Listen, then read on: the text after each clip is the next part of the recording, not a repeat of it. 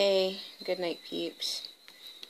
I had a whole video planned for how I wanted to discuss this issue. Went to the supermarket and everything, was filming, and then I got into some problems with the charge on my phone, so I had to abandon that idea. But the video is not going to look as interesting as I was hoping it would look, but I hope that you still listen. What I want to talk about is all sparked by that lady who recently ran the marathon, and she ran it while having her period, and she chose not to wear any sanitary napkins and just to let herself bleed freely.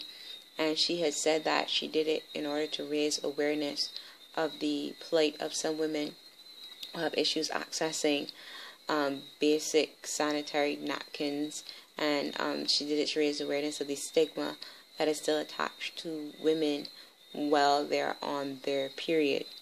When I saw the picture, I thought it was just the grossest thing I'd ever seen, and I truly could not understand how she thought that that was a good way to just raise awareness of, yes, a real issue.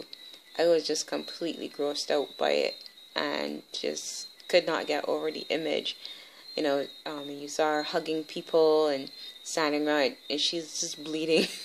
Her period. I thought it was nasty, and I still think it is nasty. Yeah, that's my honest gut reaction. Ew, icky, poo. But I will say this, because of her, I went and I started to do some research, and my co-host on my radio show, we started to discuss it, and we're actually going to be talking about it tomorrow in a Barbadian context.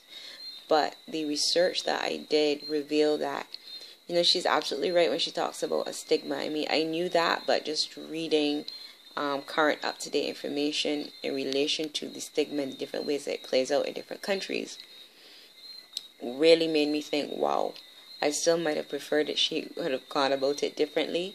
But because of her extreme action, or seemingly extreme action, because it is a matter of perspective, I suppose, I went looking. And what I found was really, really alarming.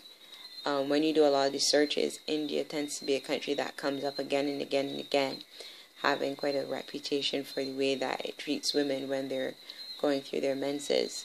One important thing to note is that a lot of the more extreme cases tend to occur amongst poor people, or people in a lower socioeconomic background, or very traditional type communities, where even if people are well-to-do, there's still certain traditional norms, social mores that they will adhere to. So people who are very devout in their faith, and their faith has some very traditional conservative viewpoints, they'll still hold true to them. And, I was reading in India things like some women, not being allowed to go to temple, for instance, when they're having a period. They're not allowed to go into the kitchen. They're not allowed to cook or handle food. In fact, it is believed if they handle certain foods, that the food will immediately go rotten, it will go bad. And these are firmly held beliefs passed on from generation to generation. And I was reading in Nepal, parts of Nepal, again, following to that type of socioeconomic bracket, or depending on how strictly you adhere to various religious norms, what have you, religious edicts, you'll have a situation where women, they're put in these little huts, for instance, either outside the village or outside of their house or what have you, and they're not always the best protected against the elements, but they have to remove themselves. Sometimes it's as simple as having your own room in the house, or sometimes you have a hut outside of the house where you have to be. In places like Malawi, for instance, I was reading about how there's so much shame concerning having a period that, you don't even really want to talk about it. Parents don't talk about it. You might have to depend on auntie telling you about it, and, you're encouraged not even to talk to boys around that time. And then there are other things like in Kenya, where, because for some people pads can be expensive. Again, you're poor, you're living in rural districts, pads can be expensive, or you don't have sufficient access to them, and girls end up using leaves, old clothes, and get this, mud.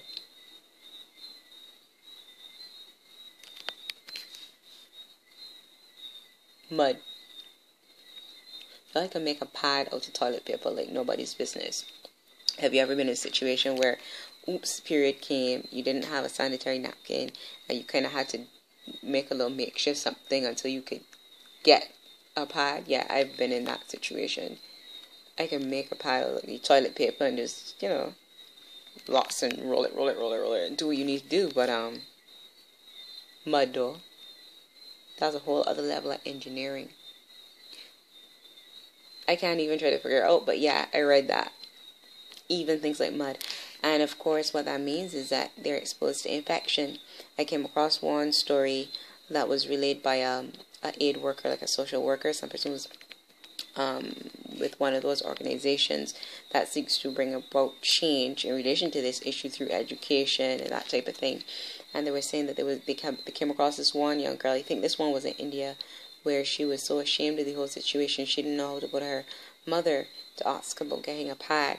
And she went for some old cloths. I guess it was just, she found it somewhere, and it had in lizard eggs. But she wasn't aware. Don't ask. I just relaying the story that the social worker relayed. And in the end, it gave her an infection. And at 13 years old, she had to have her ovaries removed.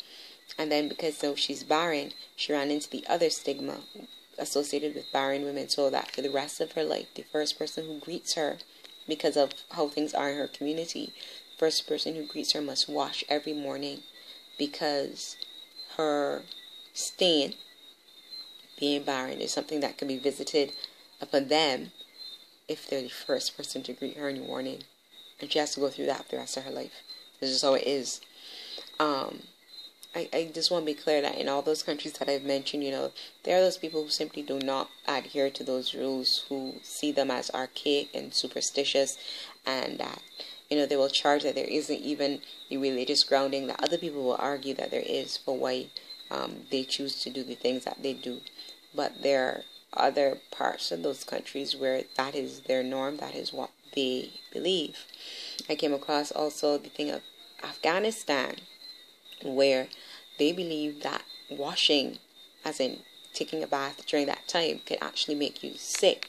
I think the word they used was gazag, which means to become infertile.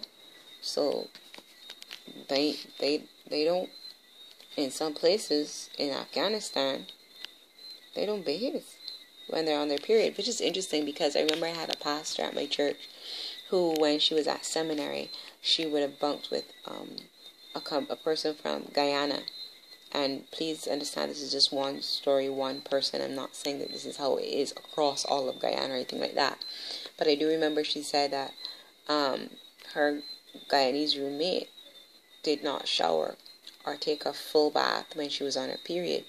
She would wash under the arms, wash the essentials, but she would not do a full shower, because she believed it would make her sick. That's what she grew up hearing, and that's what she continued to do.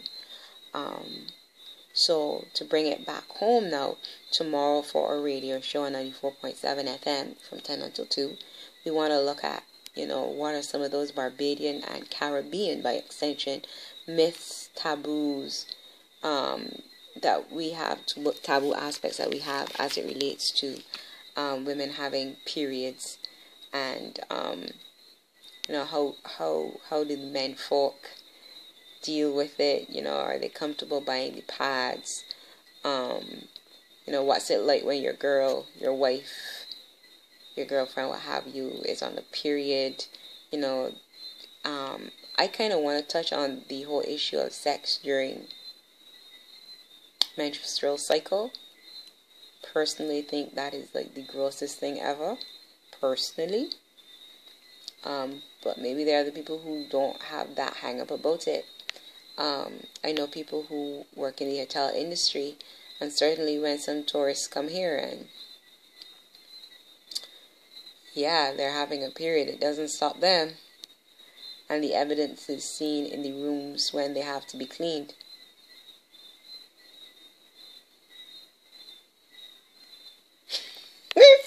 Yeah. But, what do you think about that? Do we have those types of hang-ups? Is it an individual thing? Is it a cultural thing?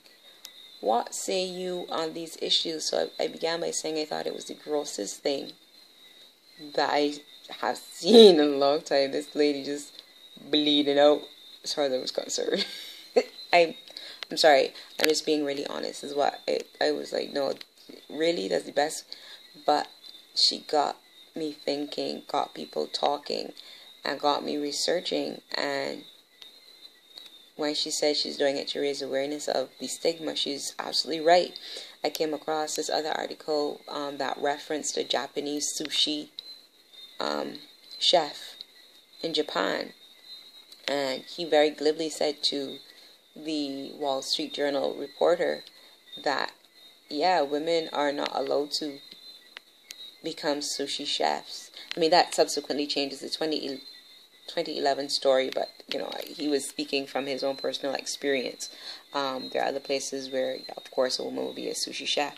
But he was saying for him, and he's a famed sushi maker from Japan, his response in the interview for this international magazine, for this international story, was that, women cannot be sushi chefs, basically because to be professional, you have to have a steady taste, and during your menstrual cycle, there is an imbalance, so that will affect the food, so that's not a job that you can have. And Japan is a very conservative society, and, they've had to battle all sorts of different things in relation to equality between the sexes, and it was really interesting to hear something like, making sushi.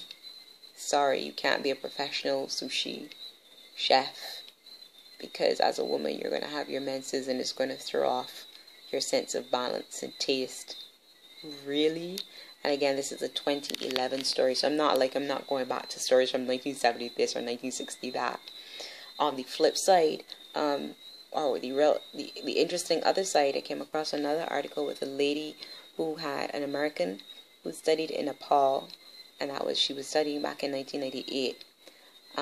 And she said, on her first day with her host family, she had her period, and she knew that there were certain rules, and she went and she explained to the host family this is what was happening. And, immediately, things changed. They were still pleasant and stuff to her, but it was just a different type of response. So first thing is that the dot that they get, apparently she couldn't get it. It's a dot they give you as a blessing. The thing here, I can't remember the correct name for it, and she wasn't allowed to get it. So it's basically like everybody in the community will know when you have your period, because like one of the things, you don't have that. So it's like a communal thing. And then she wasn't allowed to go into the kitchen, and she was, separated from the family for a few days. And she said at first she kind of, fought against it, but then she kind of found a strange sense of empowerment, because it was a case of everybody knew you were having a period, and while there were these restrictions, it was also just an acknowledgement of you were going through this thing, and you go through it. You just can't do X, Y, Z, but you go through it. And she said there was a strange sense of empowerment in it, which was different from, where's that fly? Which was different from what she had at home, where you don't have these restrictions on what you can do, but there's this shame, and you have to be like real, guarded. You don't want anybody to know that you're on your period, because, who tells people that? So in a way it was kind of like this type of shame without saying that it's, shameful, because of the way that you act when you have your period in America, as opposed to being in Nepal where you have all these restrictions, but everybody knows, and it's just accepted. Okay, that's your time, so you can't do it X, Y, Z. So there's another way of looking at it, and I suppose trying to find some sort of positive from being in a culture where there are those restrictions. Other women said that for them, they found it really interesting because it was a time when they could say no to sex. If there's any time they could say no to sex in cultures where, the men rule supreme and their word is law, is during that time where they're having their period. And they can say, well, no, and it be understood that no is no, and there's no, because of all the stigma attached to it. So that's kind of like a strange positive, I suppose you could look at it. So it's a really, really interesting issue. Still think that it was a gross way of raising awareness, but I guess sometimes you just need to shock people into going and finding out. And there are lots of organizations who are actually set up to deal with this issue, to bring about change. There are places where the percentage of girls in school drops significantly. Why? Because they've reached that stage of getting their menstrual cycle, and it's hard for them to access these sanitary napkins, what have you. They cannot be in school during that time. Their culture or religion dictates that they be separated, and so some parents just decide it's easier just to keep them at home rather than let them go to school. So it is a serious issue. I just want to find out, what are some of our norms, what are some of our things as it relates to periods, the menstrual cycle, attitudes about it, feelings about it in a Barbadian and or Caribbean context, and see what discussion we can come up with.